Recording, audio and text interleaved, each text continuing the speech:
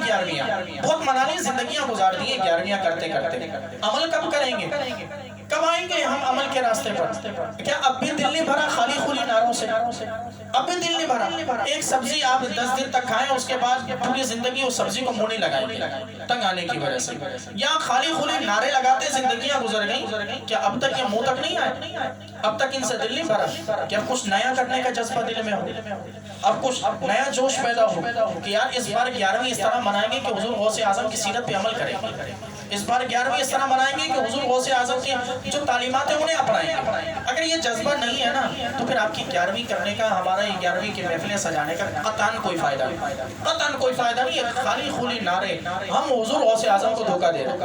حضور غوث اعظم جن کا نعرہ ہے کہ میرا کوئی بھی مرید اس وقت تک نہیں مرے گا جب تک کہ وہ اپنے گناہوں سے توبہ نہ کرے، وہ اتنی محبت کا اظہار کریں، اور ہم یہاں یہ کام کریں کہ ہم انہیں دھوکہ دیں، یا غوث اعظم دستگیر، یا غوث اعظم دستگیر، وہاں نعرہ، اور یہاں نیچے نیچے ہاتھوں میں رشوت بھی لے رہے ہیں۔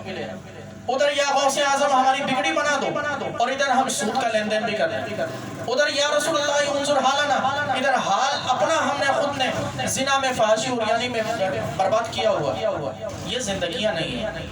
آپ یقین کریں، ہم نے جس کے ہاتھ میں اگر ہاتھ دیا، اگر حضور غوث اعظم سے محبت کرنے والا مانتے ہیں نا، تو کل کو حضور غوث اعظم پوچھیں گے، اللہ تعالیٰ نے تو سوال کرنے ہی کرنے ہیں، وہ حق ہے، حضور غوث اعظم نے بھی پوچھنا کہ میرا نعرہ لگایا کرتے تھے، میرا نعرہ لگا کر تم لوگوں میں اب بڑی عزتیں کمایا کرتے تھے، اپنے آپ کو بڑا معزز بنایا کرتے تھے، یار فلاں شخص کے گھر میں دیکھو کتنی بڑے پیمانے پر 11ویں کی محفل ہوتی ہے، کتنے بڑے پیمانے پر 11ویں کی محفل، تم نے میرے نام پر بڑی عزتیں کمائی۔ ذرا یہ تو بتاؤ کہ میری تعلیمات میں سے کسی ایک پہ بھی عمل کیا؟ کسی ایک پہ بھی عمل کیا؟ میں نے تو ساری زندگی کسی نامحرم عورت کو دیکھا نہیں، تم تو گلی کے نکڑ پر کھڑے ہو کر ہر آنے جانے والے کو تاڑتے تھے۔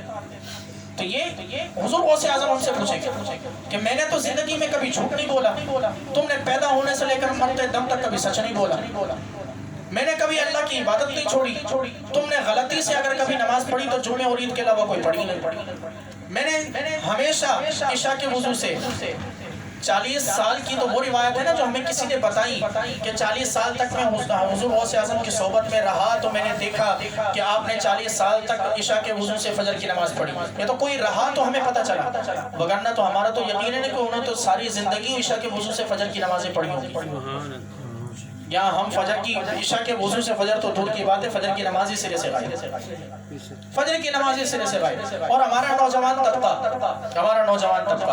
جو ابھی اسٹوڈنٹ لائف گزار رہے ہیں، ان کے لیے بہت بڑا سبق ہے حضور غوث اعظم کی زندگی۔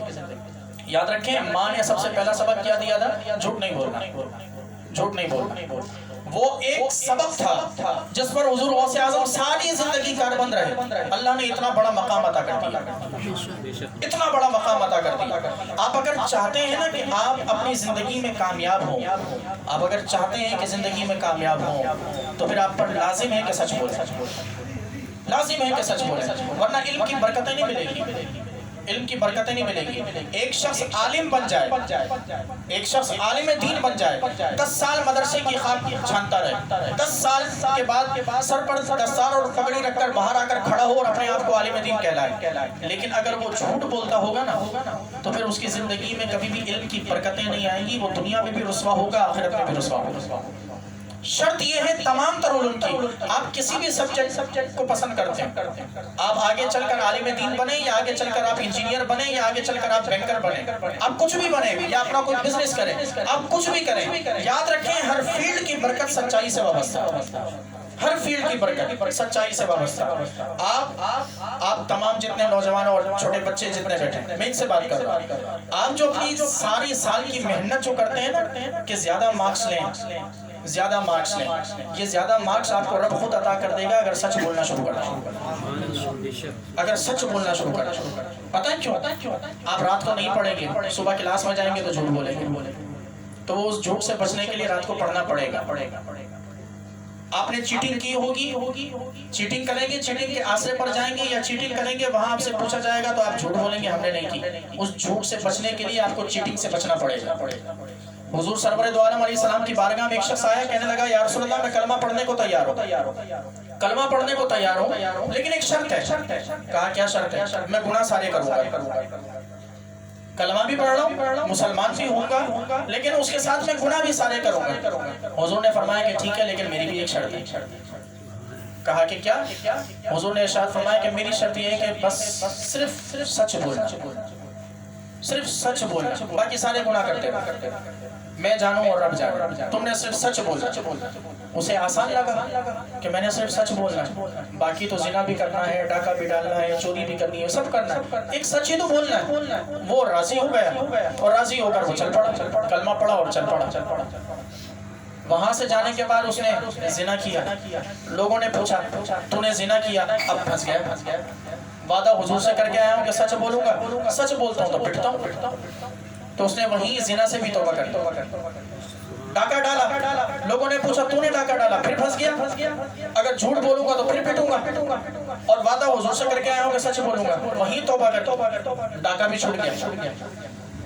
جس گناہ میں مبتلا تھا وہ گناہ کرتا گیا، لوگوں کے سامنے آتا گیا. اور جب کبھی لوگوں نے پوچھا، شرم کے مارے جھوٹ بول نہیں سکتا کہ حضور سے وعدہ کر کے آیا، تو سچ بولا.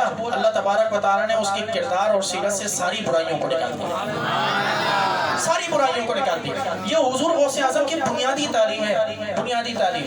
جب آپ کی عمر